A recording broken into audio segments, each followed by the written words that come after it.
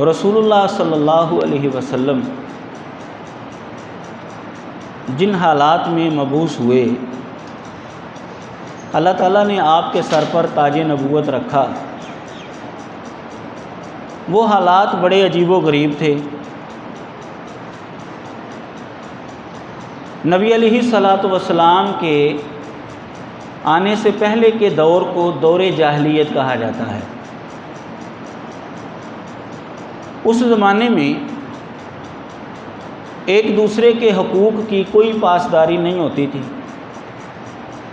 ایک دوسرے کے حق کو مارنا فخر سمجھا جاتا تھا۔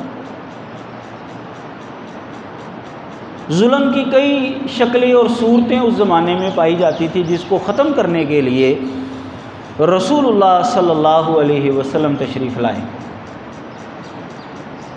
اور نبی علیہ الصلاۃ والسلام نے آ کر پھر عملی طور پر ان ظلم کی صورتوں کو ختم بھی کیا۔ ان میں سے ایک چیز آج کے خطبہ جمعہ میں انشاءاللہ آپ کے سامنے رکھتا ہوں، اور اس کے تناظر میں ہم نے دور حاضر کو دیکھنا ہے، کلمہ پڑھنے والے مسلمانوں کے رویے کو دیکھنا ہے کہ کہیں ہمارے اندر بھی تو وہ ظلم کی صورت نہیں پائی جاتی۔ ظلم کی وہ صورت جو آج کا ہمارا موضوع ہے، وہ ہے عورت کے حقوق کی پامالی، جو رسول اللہ صلی اللہ علیہ وسلم کی بعثت سے پہلے اس معاشرے میں ہوتی تھی۔ عورت کو اس معاشرے کے اندر کوئی اہمیت نہیں دی جاتی تھی۔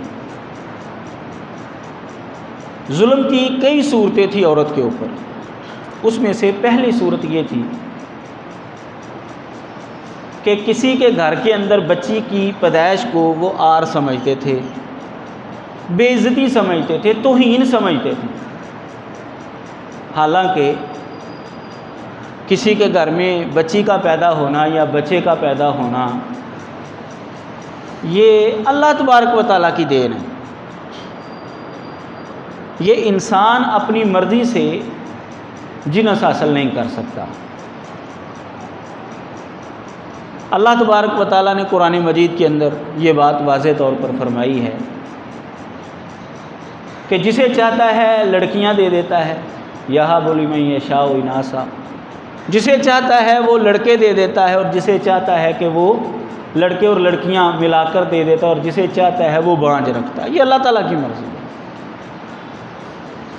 لیکن دور جاہلیت کے اندر بچی کی پیدائش کو عار سمجھا جاتا تھا، اپنی بے عزتی سمجھا جاتا تھا، توہین کے اوپر اس کو مبنی قرار دیا جاتا تھا۔ قرآن مجید نے اس کا نقشہ یہ کھینچا ہے، وَإِذَا بُشِّرَ أَحَدُهُم بِالْأُنثىٰ ظَلَّ وَجْهُهُ مُسْوَدًّا وَهُوَ كَظِيمٌ، کہ جب ان میں سے کسی کو بچی کی خوشخبری سنائی جاتی، یہ نوید دی جاتی کہ تیرے گھر میں بچی پیدا ہو گئی ہے، ظَلَّ وَجْهُهُ مُسْوَدًّا، اس کا چہرہ سیاہ ہو جاتا تھا، وَهُوَ كَظِيمٌ، اور وہ غصے سے بھرا پھرتا تھا۔ يَتَوَارَىٰ مِنَ الْقَوْمِ مِنْ سُوءِ مَا بُشِّرَ بِهِ، جو خوشخبری اس کو سنائی گئی ہے اس کی برائی کی وجہ سے وہ لوگوں سے چھپتا پھرتا تھا، بھاگتا تھا۔ میرے محلے والے، قبیلے والے لوگ مجھے ملیں گے تو کیا کہیں گے، لو تیرے گھر میں بیٹی پیدا ہو گئی۔ وہ عار سمجھتے تھے اس کو، وہ لوگوں سے چھپتا پھرتا تھا۔ قرآن مجید فرماتا ہے کہ لوگوں سے وہ چھپتا تھا۔ چھپنے کے ساتھ ساتھ اس کے ذہن کے اندر ایک خیال بھی آتا تھا، اَيُمْسِكُهُ عَلَىٰ هُونٍ أَمْ يَدُسُّهُ فِي التُّرَابِ، کیا لوگوں کے تانے تشنے سننے کے باوجود میں بچی کی پرورش کروں یا کہ اس کو مٹی کے اندر درگور کر دوں، کیا کروں؟ اگر میں نے بچی کی پرورش کی تو لوگ مجھے ساری زندگی تانے مارتے رہیں گے، کیا میں یہ ذلت برداشت کر لوں، یا کہ پھر میں یہ ذلت سے بچنے کے لیے بچی کو درگور کر دوں، مٹی کے اندر دفنا دوں، اس کو زندہ ہی درگور کر دوں؟ یہ سوچتا تھا۔ اللہ تعالیٰ فرماتے ہیں الا ساء ما یحکمون، جو وہ فیصلہ کرتے ہیں وہ بہت برا ہے، یہ بہت برا فیصلہ ہے کہ وہ بچی جو بے گناہ بچی ہے، جس کا کوئی گناہ ہی نہیں، وہ پیدا ہونے کے اندر اس کا کوئی اختیار نہیں، یہ تو اللہ تعالیٰ کی مرضی ہے کہ اس نے بچی دے دی ہے۔ ہم کون ہوتے ہیں کہ اس کو زندہ دفنانے والے، اس کو قتل کرنے والے؟ رسول اللہ صلی اللہ علیہ وسلم نے ارشاد فرمایا ہے، ما من مولود الا یولد علی الفطرہ، صحیح بخاری کے اندر یہ حدیث موجود ہے کہ جو بھی بچہ پیدا ہوتا ہے وہ فطرت پر پیدا ہوتا ہے، وہ اسلام کے اوپر پیدا ہوتا ہے، بے گناہ پیدا ہوتا ہے، اس کا کوئی گناہ نہیں ہوتا۔ تو یہ لوگ کون تھے کہ وہ بچی کو زندہ درگور کریں، بچی کو قتل کریں؟ نہ ان کا اختیار ہے بچی کی پیدائش کے اندر، نہ بچی کا اختیار ہے کہ میں خود بخود پیدا ہوتا ہوں، تو اللہ تعالیٰ کی مرضی سے پیدا ہوتا۔ انسانوں کی یہ آزمائش تھی، وہ اس آزمائش کے اندر فیل ہو گئے۔ ظلم کی انتہا تھی اس معاشرے کے اندر کہ رسول اللہ صلی اللہ علیہ وسلم جب مبعوث ہوئے تو عورتوں کے حقوق کی وہ پامالی بہت زیادہ کرتے، عورتوں کو کوئی حیثیت نہیں دیتے تھے۔ سورہ نحل کی یہ آیات کریمات میں نے آپ کے سامنے پڑھی ہیں۔ سورہ نحل کی آیت نمبر 59 میں اللہ تعالیٰ نے یہ نقشہ کھینچا، یہ قصہ بیان کیا ہے کہ اس معاشرے کے اندر عورت کے حوالے سے، بچی کی پیدائش کے حوالے سے یہ ان کی صورتحال ہوتی تھی۔ تو یہ ظلم کی انتہا تھی اس معاشرے میں، اور قرآن مجید سے ہی یہ بات معلوم ہوتی ہے کہ ان لوگوں نے عملی طور پر بھی یہ حرکتیں کی بھی ہیں۔ یہ نہیں کہ وہ بندہ صرف سوچتا تھا، بلکہ بعض ایسے بدبخت بھی تھے کہ جنہوں نے اپنی سوچ کے اوپر عمل کیا اور بچیوں کو زندہ درگور کر بھی دیا۔ قرآن مجید فرماتا ہے وَإِذَا الْمَوْءُودَةُ سُئِلَتْ بِأَيِّ ذَنبٍ قُتِلَتْ، کہ جب زندہ درگور کی گئی بچی سے سوال کیا جائے گا کہ کس وجہ سے قتل کی گئی، ظاہر ہے کہ اس کے والدین کو پکڑا جائے گا۔ قیامت کے دن سوال کیا جائے گا جب، تو اس کے والدین کو حاضر کیا جائے گا، کیا گناہ تھا اس کا، کیوں اس کو قتل کیا تم نے، کیوں زندہ درگور کیا اس کو؟ ایسے لوگ بھی موجود تھے اس معاشرے کے اندر جب رسول اللہ صلی اللہ علیہ وسلم تشریف لائے اور آ کر آپ نے عورتوں کے ظلم کو روکا، عورتوں کو ان کا حق دیا۔ بعض لوگ یہ سمجھتے تھے کہ اگر ہمارے گھر میں یہ بچی پیدا ہو گئی ہے تو ہم اس کو کہاں سے کھلائیں گے،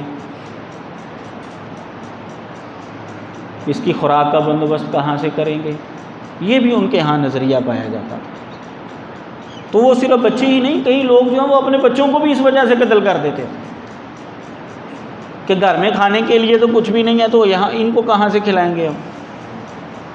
موجودہ دور کے اندر بھی باقاعدہ حکومتی لیول پر جو ہے یہ مہم چلائی جاتی ہے، بچے دو ہی اچھے، خوشحال گھرانہ، عجیب و غریب قسم کے یہ نعرے جو ہیں وہ لگائے جاتے ہیں۔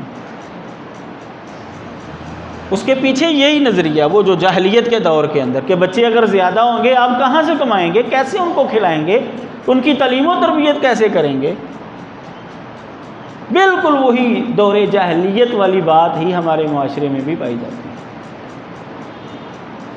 بچیوں کی پیدائش کو بھی عار سمجھا جاتا ہے، کسی کے گھر میں 1 2 3 بچیاں ہو جائیں تو پھر وہ عجیب و غریب قسم کی باتیں جو ہیں وہ شروع کر دی جاتی ہیں۔ یہاں پر تو بہت کم واقعات ایسے منظر عام پر آئے ہیں، لیکن ہندوستان کے اندر تو بے شمار اس طرح کے واقعات جو ہیں وہ سامنے آتے رہتے ہیں کہ یا تو بہو کو جو ہے وہ ختم کر دیا جاتا ہے کہ اس کے گھر میں بچیاں ہی ہو رہی ہیں، یا پھر پیٹ کے اندر جو ہے وہ بچی کو ہی ختم کر دیا جاتا ہے، صفائی کروا دی جاتی ہے، معاملہ ہی ختم کر دیا جاتا ہے کہ اس کے گھر میں اب بھی بچی پیدا ہوگی، اگر پتہ چل گیا تو وہ معاملہ ہی ختم۔ یہاں پر بھی ہوتے ہیں اس طرح کے واقعات۔ تو یہ جاہلیت والا ذہن آج بھی ہمارے معاشرے کے اندر بعض لوگوں میں پایا جاتا ہے، یہ بالکل غلط ہے۔ بچی کی پیدائش کوئی عار نہیں ہے، کوئی توہین نہیں ہے۔ اگر یہ عار اور توہین ہوتی، رسول اللہ صلی اللہ علیہ وسلم جو سید الاولین والآخرین ہیں، اللہ تعالیٰ کے پیارے محبوب ہیں، سارے نبیوں رسولوں سے اعلیٰ اور افضل ہیں، ان کے گھر میں 4 بیٹیاں کیوں ہوتی بھائی؟ آپ دیکھیں ان کا کوئی بھی بیٹا زندہ نہیں رہا، سارے کے سارے جو ہیں وہ آپ کی زندگی میں فوت ہو گئے، بچپن میں ہی فوت ہو گئے، لیکن آپ کی 4 بیٹیاں جو ہیں وہ جوان ہوئی ہیں، شادی شدہ ہوئی ہیں، پھر وہ جا کر فوت ہوئی۔ نبی علیہ الصلاۃ والسلام کو اللہ تبارک و تعالیٰ نے بیٹیاں دے کر اس معاشرے کا منہ بند کیا ہے کہ بیٹیاں ہونا جو ہے یہ عار نہیں ہے۔ اگر یہ عار ہوتا تو میں اپنے محبوب کو کبھی بھی بیٹیوں سے نہ نوازتا۔ یہ اللہ تبارک و تعالیٰ نے عملی طور پر رسول اللہ صلی اللہ علیہ وسلم کو 4 بیٹیوں سے نواز کر اس معاشرے کا منہ بند کیا ہے۔ اور آج ہمارے معاشرے میں بھی اس طرح کی چیزیں جو ہیں اور باتیں جو ہیں وہ سننے کو ملتی ہیں، واقعات جو ہیں وہ ہمارے سامنے آتے رہتے ہیں۔ تو یہ نظریہ کہ بیٹی کی پیدائش عار ہے، یہ بالکل جاہلیت کا نظریہ ہے، غیر اسلامی نظریہ ہے۔ رسول اللہ صلی اللہ علیہ وسلم تشریف لا کر اس کو ختم کیا تھا آپ نے۔ یہ ظلم کی انتہا تھی، اس معاشرے کے اندر پائی جاتی تھی۔ تو قرآن مجید نے اس نظریے کا بھی رد کیا ہے کہ جو لوگ یہ سوچتے ہیں کہ ہمارے گھر میں زیادہ بچے ہو جائیں گے تو ہم ان کو کھلائیں گے کہاں سے، پلائیں گے کہاں سے۔ اللہ تعالیٰ قرآن مجید میں سورۃ الاسراء کے اندر فرماتے ہیں وَلَا تَقْتُلُوا أَوْلَادَكُمْ خَشْيَةَ إِمْلَاقٍ نَحْنُ نَرْزُقُهُمْ وَإِيَّاكُمْ إِنَّ قَتْلَهُمْ كَانَ خِطْئًا كَبِيرًا۔ اللہ تعالیٰ فرماتے ہیں کہ تم اپنی اولاد کو بھوک کے ڈر سے قتل نہ کرو، ہم ان کو بھی رزق دیتے ہیں اور تم کو بھی رزق دیتے ہیں۔ رزق دینا ہمارا کام ہے، تمہارا کام نہیں۔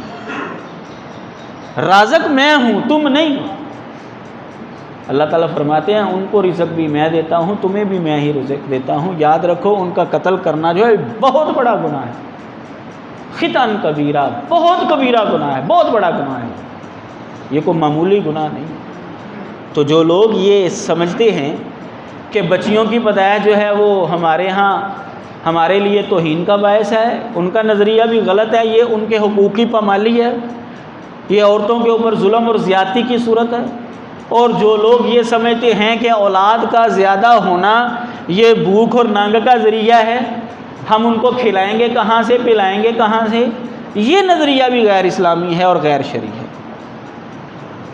یہ رسول اللہ صلی اللہ علیہ وسلم جب مبعوث ہوئے تو اس زمانے کے اندر یہ عورتوں کے حقوق کی پامالی کی ایک صورت یہ پائی جاتی تھی۔ حضرت عبداللہ بن مسعود رضی اللہ تعالیٰ عنہ حدیث کے راوی ہیں، یہ صحیح بخاری کی حدیث میں آپ کے سامنے رکھنے لگا کہ رسول اللہ صلی اللہ علیہ وسلم سے سوال کیا گیا ایو ذنب اعظم عند اللہ، اللہ تعالیٰ کے ہاں سب سے بڑا گناہ کون سا ہے؟ نبی علیہ الصلوۃ والسلام نے ارشاد فرمایا ان تجعل للہ ندا وہو خلقک، اللہ تعالیٰ نے تجھے پیدا کیا ہے اور تو اللہ کے ساتھ کسی کو شریک ٹھہرا لے، یہ سب سے بڑا گناہ ہے۔ فرماتے ہیں میں نے عرض کی ان ذالک لعظیم، قلت ثم، میں نے پھر عرض کی ثم ای، پھر کون سا گناہ ہے، اس سے چھوٹا ذرا کون سا گناہ ہے لیکن بڑا گناہ ہو، یہ تو سب سے بڑا گناہ ہے نا۔ نبی علیہ السلام نے فرمایا ان تقتل ولدک تخاف ان یطعمک معک، کہ تو اپنی اولاد کو اس وجہ سے قتل کرے کہ وہ تیرے ساتھ کھائے گا، تیری خوراک کے اندر کمی ہو جائے گی، تیری آمدنی جو ہے وہ پوری نہیں ہوگی، یہ ذہن بنا لیا تو نے اور تو نے اپنے بچوں کو قتل کر دیا، یہ شرک کے بعد بڑا گناہ ہے۔ آپ اندازہ کریں کہ اللہ تبارک و تعالیٰ نے رسول اللہ صلی اللہ علیہ وسلم کے ذریعے انسانوں کو یہ بات بتائی ہے کہ سب سے بڑا گناہ شرک ہے، اور اس کے قریب قریب جو گناہ ہے وہ ہے کہ اپنی اولاد کو بھوک کی ڈر سے قتل کر دے۔ اس لیے جو یہ نظریہ رکھتا ہے یہ ظلم اور زیادتی کر رہا ہے، یہ جاہلیت کے اندر جو ظلم کی صورتیں پائی جاتی تھی اس میں سے ایک صورت ہے۔ حالانکہ بچیوں کا پیدا ہونا، بچیوں کی پرورش کرنا یہ شرعی اعتبار سے بہت باعث اجر و ثواب ہے، یہ کوئی معمولی چیز نہیں ہے۔ رسول اللہ صلی اللہ علیہ وسلم کے گھر میں ایک خاتون آئی، اس کے پاس اس کے ساتھ دو اس کی بیٹیاں بھی تھیں۔ حضرت عائشہ فرماتی ہیں کہ اس نے آ کر مجھ سے کھانا مانگا، اور نبی علیہ الصلوۃ والسلام کے گھر میں بھی عموماً جو ہے وہ کھانا نہیں ہوتا تھا۔ فلم تجد عندی شیئا غیر تمرۃ واحدۃ، کہتے ہیں کہ میرے گھر میں بھی کھانا نہیں تھا، اس نے آ کر کھانا مانگا تو میرے گھر میں صرف جو ہے نا ایک کھجور ہی تھی، صرف ایک کھجور ہی تھی۔ میں نے وہ کھجور ہی اس کو دے دی۔ میں نے جب اس کو کھجور دے دی نا تو اس نے وہ کھجور خود نہیں کھائی۔ فرماتی ہیں حضرت عائشہ کہ اس نے وہ کھجور لی، فقسمتها بین ابنتیہا، اس نے وہ کھجور لے کر آدھی آدھی اپنی بیٹیوں کو دے دی، خود نہیں کھائی اس نے۔ ولم تاکل منہا شیئا، خود نہیں کھایا اس نے۔ ثم قامت فخرج وابنتاہا فدخل علی النبی صلی اللہ علیہ وسلم فحدثته، ایک ہی کھجور تھی، وہ اس نے اپنی بیٹیوں کو دے دیا اور کچھ گھر میں کھانے کے لیے تھا ہی نہیں، تو خیر وہ اپنی بیٹیوں کو لے کر چلی گئی۔ تھوڑی دیر کے بعد رسول اللہ صلی اللہ علیہ وسلم تشریف لائے میرے پاس، تو میں نے آپ کو وہ واقعہ بتایا کہ ایک خاتون آئی تھی، دو بچیاں تھیں اس کے ساتھ، گھر میں کچھ نہیں تھا، ایک کھجور تھی، میں نے اس کو دی تو اس نے خود بھی نہیں کھائی، اس نے اپنی بچیوں کو دے دی۔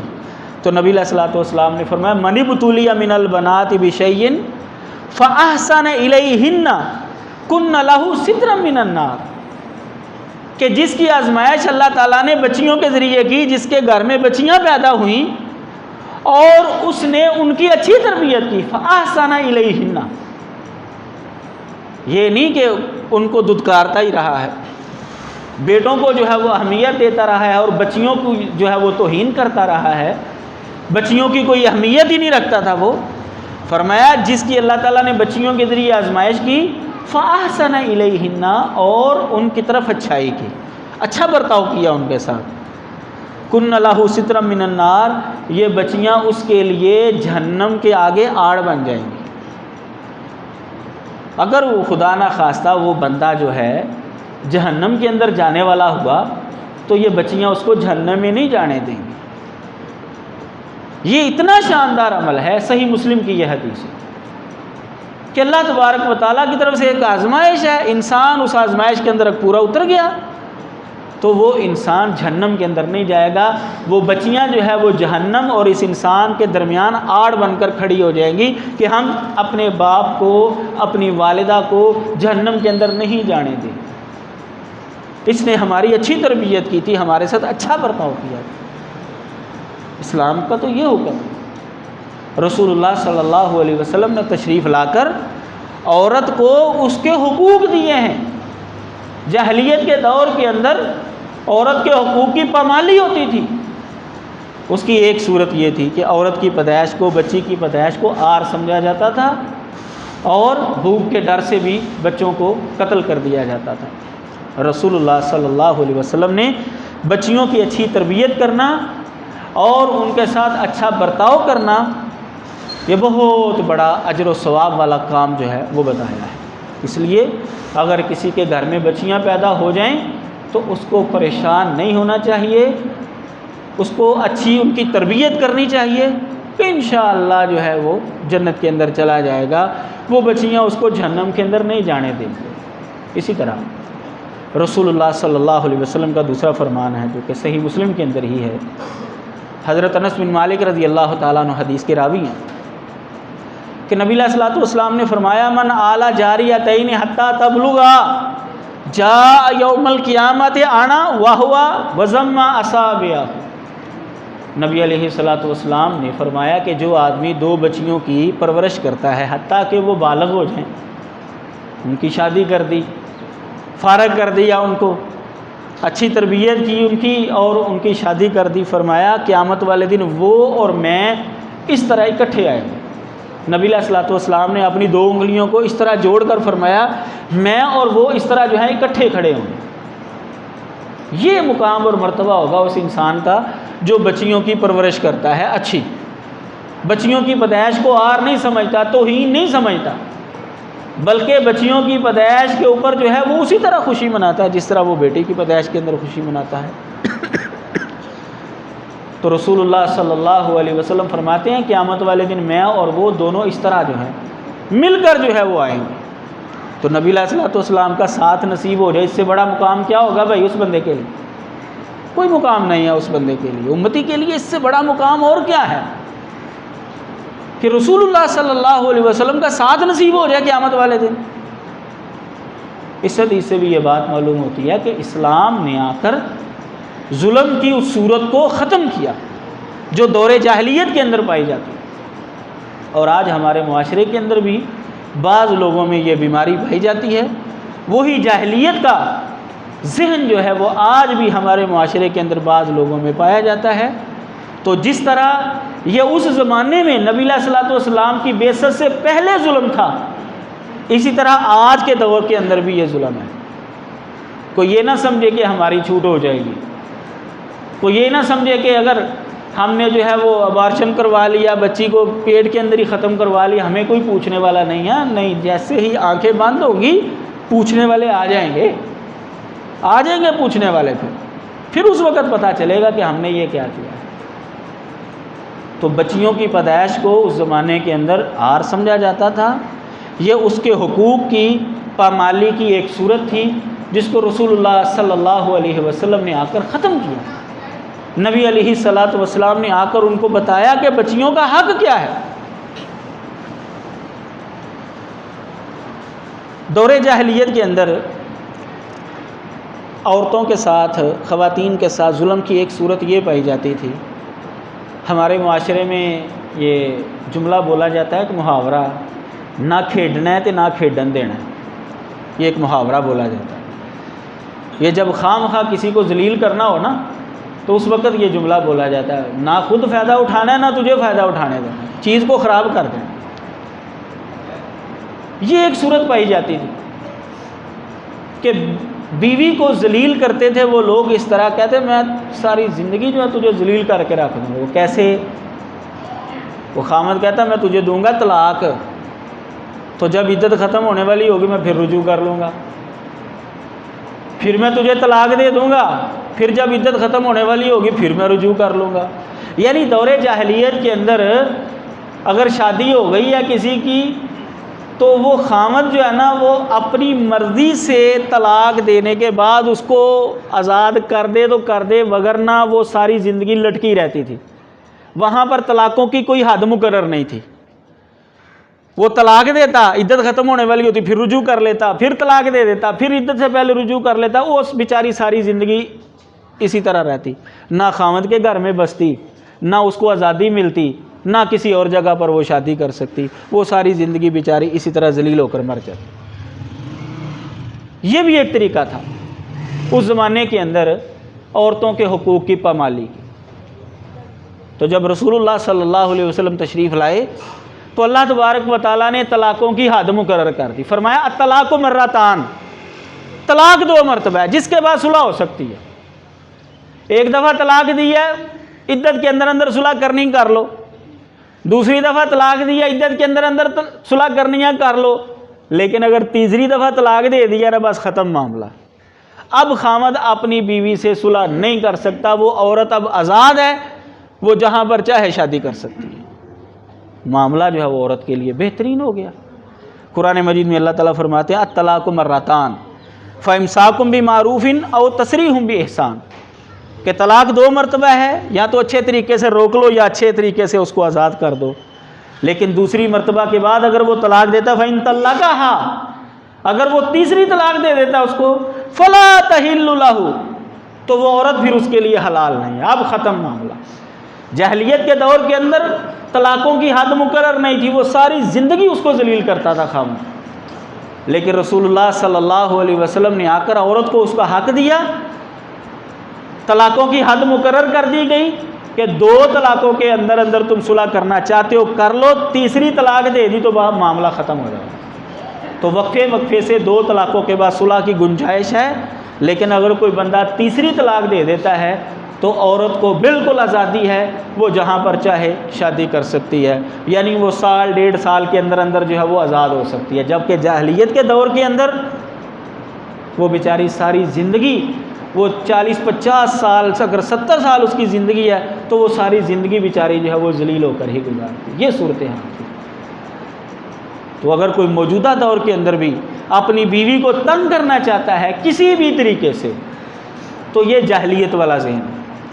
بیوی کو تنگ کرنا، بیوی کے اوپر ظلم کرنا، بیوی کے اوپر زیادتی کرنا، اس کا حق مارنا، یہ دور جاہلیت کی صورت ہے۔ رسول اللہ صلی اللہ علیہ وسلم نے اس کو ختم کیا ہے آ کر۔ ہمیں دور جاہلیت کی ان چیزوں کو سامنے رکھ کر اپنے گریبانوں کے اندر اور اپنے معاشرے کے اندر نظر دوڑا کر جو ہے وہ دیکھنا چاہیے، کہیں ہمارے اندر تو یہ خرابی نہیں پائی جاتی، کہیں ہم اپنے گھروں میں بچیوں کی پیدائش کو عار تو نہیں سمجھتے، کہیں ہم اس وجہ سے نس بندی تو نہیں کروا دیتے کہ کہیں ہمارے گھر میں جو ہے وہ بچے پیدا ہو گئے زیادہ تو ہم کہاں سے ان کی خوراک کا بندوبست کریں گے، کہیں ہم اپنی بیویوں کے اوپر ظلم اور زیادتی تو نہیں کرتے۔ اختلاف ہو گیا تو بس میں تو اب اس کو بھی رگڑا لگاؤں گا اور اس کے ماں باپ کو بھی، بہن بھائیوں کو بھی رگڑا لگاؤں گا، اب دیکھتا ہوں یہ کیسے جو ہے مجھ سے پیچھا چھڑاتے ہیں، جان چھڑاتے ہیں۔ وہ دیکھا ہے کئی واقعات آئے ہیں سامنے، وہ جب طلاق کا بھی معاملہ آتا ہے نا، ایک لمبی سی لسٹ بنا دی جاتی ہے دونوں طرف سے، ہمارے اس نے یہ فلانی چیز اس نے دینی ہے، اتنا سونا ہے، اتنا فلانی چیز ہے، فلانی چیز، وہ جھوٹ موٹ کی وہ لمبی سی لسٹ بنا دی جاتی ہے، وہ ذلیل کرنے کے لیے۔ اچھا بھی دوسری طرف سے بھی بنا دی جاتی ہے، تو دونوں طرف ظلم کوئی بھی کرے، لڑکی والے کریں یا لڑکے والے کریں، ظلم ظلم ہی ہے۔ رسول اللہ صلی اللہ علیہ وسلم نے آ کر اس کو ختم کیا ہے، اس سے رکنا ہے ہم نے قرآن اور حدیث کے مطابق چلنا ہے اور عورتوں کو ان کا حق دینا ہے۔ اللہ تعالیٰ ہر ایک کو سمجھنے کی توفیق عطا فرمائے۔ وآخر دعوانا ان الحمد للہ رب العالمین۔